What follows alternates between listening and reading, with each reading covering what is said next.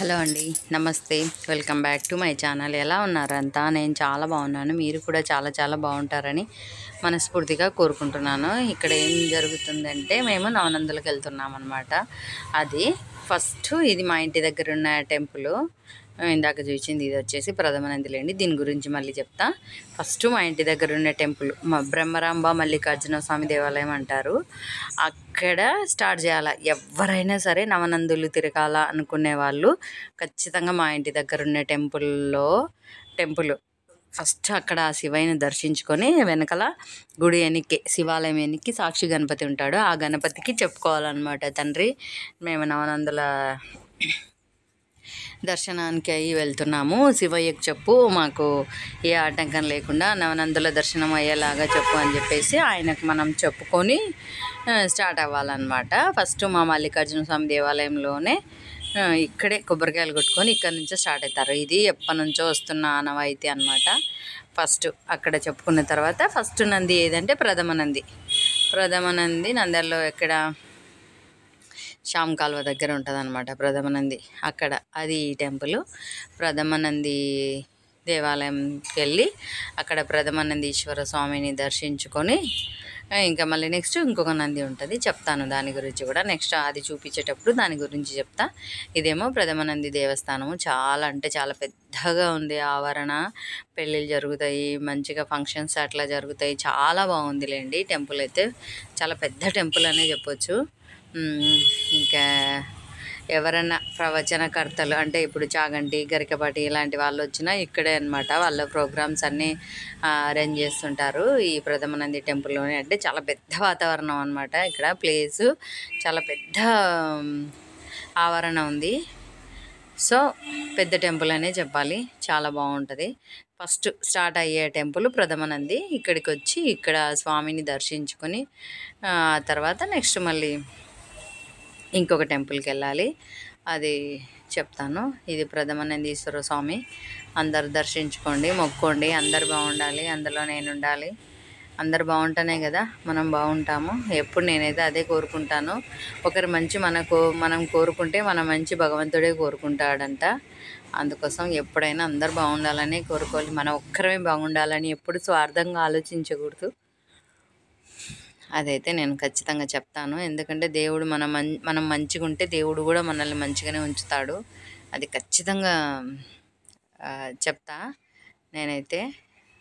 ఇంకా ఒక 10 మెంబర్స్ వరకు వెళ్ళాములేండి టెంపుల్కి. చూడండి, లోపలికి అయితే పోనివ్వట్లేదు, బయటనే స్వామిని దర్శనం చేసుకొని వచ్చేసాము. జనాలు అయితే బాగున్నారులేండి, చాలా దండిగా ఉన్నారు జనాలు మాత్రం.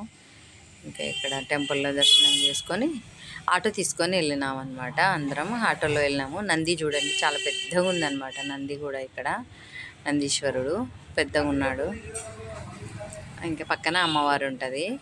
అమ్మవారిని కూడా దర్శించుకొని ఇంకా ఆ పక్కన కాలభైరవుడు, ఆయనను కూడా దర్శించుకొని ఇంకా అక్కడ బయట దీపాలు కూడా పెట్టేసుకొని, కార్తీక మాసం కదా ఖచ్చితంగా ప్రతి గుళ్ళో దీపాలు అయితే పెట్టుకోవాలి. పెట్టినాంలేండి మేము కూడా. ఒత్తులు 365 108 లేండి, 108 కట్టలు తెచ్చి పెట్టుకుంటాను అనమాట. నేను రెగ్యులర్గా గుడికి తీసుకెళ్తాను కదా, ఇంకా అవి ఇక్కడికి కూడా తెచ్చుకోయింటి. ఇంక ఇక్కడ కట్ట ఒత్తులు కూడా వెలిగించి వచ్చేసినాము. ఇది గుడి బయటికి వచ్చేసినాము. ఇంకా అక్కడ అమ్మవారు కాలభైరవుడు, ఆయనను కూడా దర్శించుకొని ఇంకా దీపాలు పెట్టేకి వెళ్తున్నాం అనమాట. ఇక్కడే బయట చాలా పెద్ద ఆవరణ ఉంటుంది, ఇక్కడ పెట్టేసుకోవచ్చు. దీపాలు పెట్టేసి ఇంకా కిందికి వచ్చేసినాము.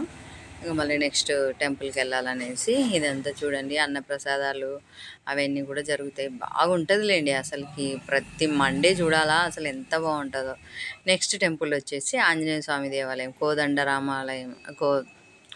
ఆంజనేయ స్వామి కోదండరామాలయం కాదు, ఇంకా ఇదేమో బస్ స్టాండ్ దగ్గర ఉంటుంది అనమాట ఆంజనేయ స్వామి దేవాలయం. ఇక్కడ వచ్చేసి నాగనంది, ఈ నంది పేరు నాగనంది అనమాట. ఇంకా ఇక్కడికి ఆంజనేయ స్వామి గుడిలో ఉంటాడు ఈ శివలింగం, నాగనంది లింగం అంటారు. ఇక్కడికి వచ్చినాము. ఆంజనేయ స్వామి చూడండి ఎంత పెద్దగా ఉన్నాడు కదా, చాలా పెద్ద విగ్రహం లేండి. నంద్యాలలో ఆంజనేయ స్వామి టెంపుల్ ఫేమస్ బాగా మాకైతే. మాతో పాటు జడ్జి ఏమో కర్నూలు జడ్జి అంట. ఆయన కూడా నవనందులు తిరుగుతున్నట్టున్నాడు. మేము ఎక్కడికి వెళ్తే అక్కడికి ఆయన కూడా అవే గుళ్ళే సందర్శించుకుంటుంటారు కదా, అది కామన్లేండి. ఇక్కడ ఆయన కూర్చోబెట్టి వాళ్ళు అర్చన అది చేయిస్తుంటే మాకు ఆయన తాకి మొక్కునే ఛాన్స్ లేదు, ఎందుకంటే ట్రాఫిక్ మళ్ళీ జామ్ అయిపోతుంది, జనాలు ఎక్కువ ఉంటారు కదా అన్నట్లు మేము ఒక దూరం నుంచే మొక్కొని వచ్చేసినాము. ఇక్కడ ఆంజనేయ స్వామి మాత్రం చాలా పెద్ద విగ్రహం. ఇక్కడ మాత్రం ఆంజనేయ స్వామి గుడిలో ఫేమస్ టెంపుల్ ఇది, నంద్యాలలో అయితే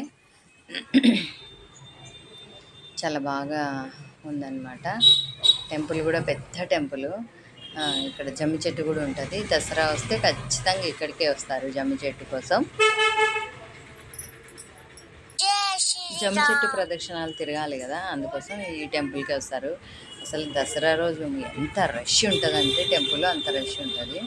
ఆంజనేయ స్వామి దర్శించుకుంటారు, మళ్ళీ అక్కడ జమ్మి చెట్టు చుట్టూ అసలు ఖాళీ ఉండదులేండి. క్యూ ఎంత పెద్ద క్యూ ఉంటుందో గుళ్ళోకి వెళ్ళనిక.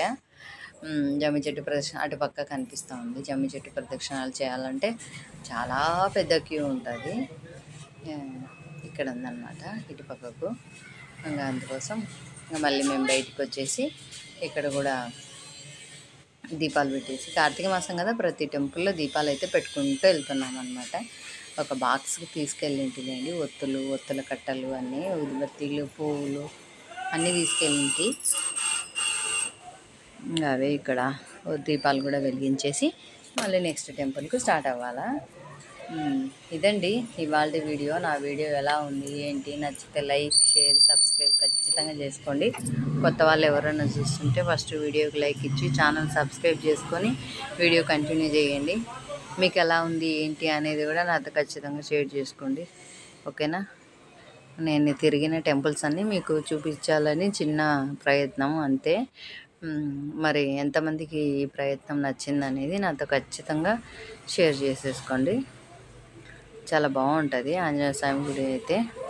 థ్యాంక్ యూ అండి, thank you for watching. Bye అండి, టేక్ కేర్ అండి, హ్యావ్ ఎ నైస్ డే.